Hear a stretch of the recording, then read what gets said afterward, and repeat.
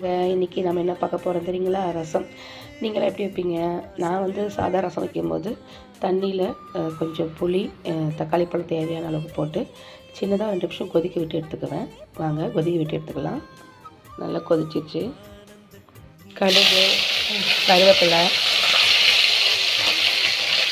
நம்ம இடித்து வச்ச மிளகு, சீரகம், பூண்டு, வரமிளகாயோட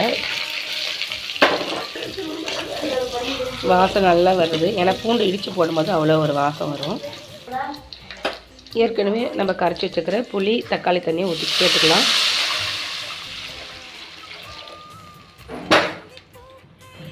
மஞ்சத்தூள், உப்பு, இப்போ கொத்தமல்லி தழை சேர்த்துடலாம். கொஞ்சம் தேங்காய் சேர்த்தா நல்லாயிருக்கும். ரசம் தயார்.